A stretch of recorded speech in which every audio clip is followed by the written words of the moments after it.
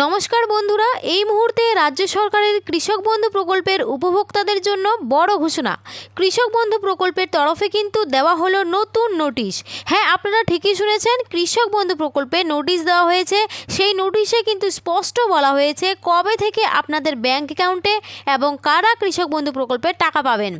আপনারা অনেকেই ভাবছিলেন যে কৃষক বন্ধু প্রকল্প হয়তো বন্ধ হয়ে যাবে, কিন্তু রাজ্যে কৃষক বন্ধু প্রকল্প চালু থাকবে এবং এই প্রকল্পের আর্থিক সহায়তা মিলবে। ইতিমধ্যে কৃষিমন্ত্রী দুধ কুমার মণ্ডল ঘোষণা করেছেন যে কৃষক বন্ধু প্রকল্পের ভেরিফিকেশন করতে হবে, আর এই মুহূর্তে কৃষক বন্ধু প্রকল্পের ভেরিফিকেশনও কিন্তু করা হচ্ছে। আর এই ভেরিফিকেশনের ফলে যাদের নাম থাকবে তারাই কিন্তু কৃষক বন্ধু প্রকল্পের আর্থিক সহায়তা পাবেন। তো কিভাবে ভেরিফিকেশন হচ্ছে সেটা কিন্তু নোটিশে বলা হয়েছে। আর এই ভেরিফিকেশনের ফলে কাদের নাম বাদ যাচ্ছে, কাদের নাম রয়েছে, আর কৃষক বন্ধু প্রকল্পে আগে যে টাকা দেওয়া হতো সেই টাকাই কি দেওয়া হবে নাকি টাকার পরিমাণ বাড়ানো হতে পারে, সমস্তটাই কিন্তু ভিডিওতে জানতে পারবেন। এছাড়াও রাজ্য সরকার চাইছে যারা পিএম কিষাণ পাচ্ছেন তারা তো পিএম কিষাণ পাবেনই, এর পাশাপাশি যারা কৃষক বন্ধু পাচ্ছেন তাদেরও পিএম কিষাণ প্রকল্পের আওতায় নিয়ে আসা হবে, অর্থাৎ দুই প্রকল্পের টাকা একসঙ্গে কিন্তু পেতে পারেন। তো যেই নোটিশটা প্রকাশিত হয়েছে কৃষক বন্ধু প্রকল্পে, সেই নোটিশে আর কি কি আপডেটের কথা বলা হয়েছে সমস্ত বিষয়ে বিস্তারিতভাবে জানতে অবশ্যই কিন্তু ভিডিওটি শেষ পর্যন্ত দেখবেন। আর বলবো, আমাদের এই চ্যানেলটিতে যদি কেউ নতুন দর্শক হয়ে থাকেন অবশ্যই কিন্তু সাবস্ক্রাইব করে পাশে থাকবেন। তো চলুন দেরি না করে ভিডিওটি শুরু করছি। দেখুন, আপডেটে উঠে এসেছে কৃষকদের জন্য নোটিশ প্রকাশ। কৃষক বন্ধু প্রকল্প চালু থাকছে। এই প্রকল্পে টাকা কবে থেকে পাবেন, কারা কারা পাবেন, ভেরিফিকেশনের কাদের নাম বাদ গেল, এই সমস্ত বিষয়ে আজকে আলোচনা করা হবে। তো চলুন দেখে নিই কী বলা হয়েছে। দেখুন, 1 নম্বরে বলেছে কৃষক বন্ধু ও পিএম কিষাণের তথ্য মিলিয়ে দেখা হবে।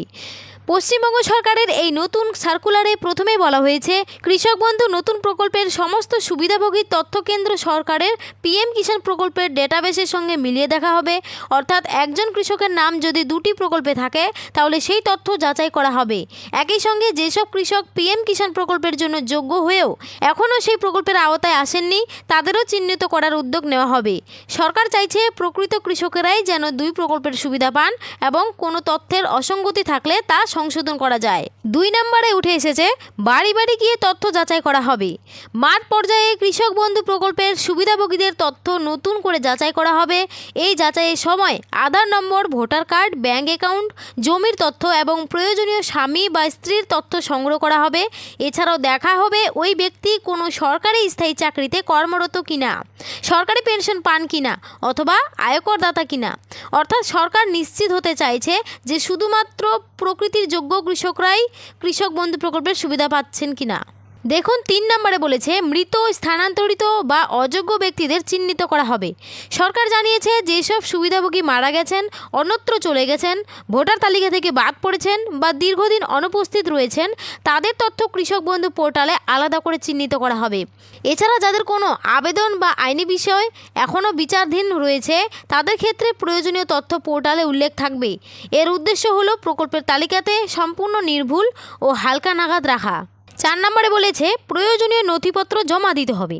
প্রত্যেক সুবিধাভোগীকে একটি নির্দিষ্ট ভেরিফিকেশন ফর্ম পূরণ করতে হবে। সেই ফর্মের সঙ্গে আধার কার্ড, ভোটার কার্ড, ব্যাংকের পাসবই এবং জমির নথি ফটোকপি জমা দিতে হবে। প্রয়োজনের স্বামী বা স্ত্রীর নথিও লাগতে পারে। সমস্ত নথি জমা নেওয়ার পরে একটি রসিদ বা সিরিয়াল নম্বর দেওয়া হবে। দেখুন, 5 নম্বরে বলা হয়েছে যাচাইয়ের পর চূড়ান্ত অনুমোদন। মাঠ পর্যায়ে তথ্য যাচাই সম্পূর্ণ হওয়ার পরে সংশ্লিষ্ট আধিকারিক সেই আবেদন ভেরিফাইড হিসেবে পোর্টালে আপলোড করবেন। এরপর ডাইরেক্ট অফ অ্যাসিস্ট্যান্ট অর্থাৎ এডিএ অথবা জেলা প্রশাসনের নির্ধারিত আধিকারিক আবেদনটি পরীক্ষা করে চূড়ান্তভাবে অনুমোদন অথবা বাতিল করবেন। অর্থাৎ একাধিক স্তরে যাচাইয়ের পরেই চূড়ান্ত সিদ্ধান্ত নেওয়া হবে। 6 নম্বরে বলেছে 4 সপ্তাহের মধ্যে কাজ শেষ করার লক্ষ্য। জেলা শাসক এবং বিডিওদের নির্দেশ দেওয়া হয়েছে যাতে পর্যাপ্ত কর্মী ও প্রয়োজনীয় সহযোগিতা দিয়ে এই যাচাইয়ের কাজ দ্রুত সম্পন্ন করা যায়।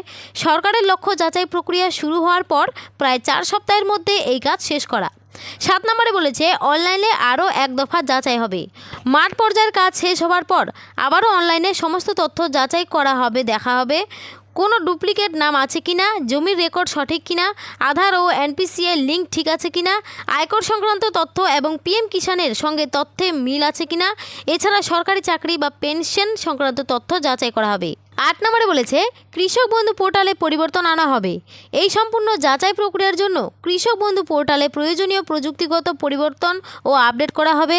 কৃষি দপ্তরের নির্দেশ অনুযায়ী পোর্টাল টিম সময় সময় এই পরিবর্তন করবে যাতে যাচাইয়ের কাজ সহজে করা যায়। 9 নম্বরে বলেছে এটি একটি অফিসিয়াল সরকারি নির্দেশ। এই সার্কুলারটি যথাযথ কর্তৃপক্ষের অনুমোদন নিয়ে জারি করা হয়েছে, অর্থাৎ এটি পশ্চিমবঙ্গ সরকারের কৃষি দপ্তরের একটি অফিসিয়াল নির্দেশ, যার ভিত্তিতে কৃষক বন্ধু নতুন প্রকল্পের সুবিধাভোগীদের পুনরায় যাচাইয়ের কাজ করা হবে।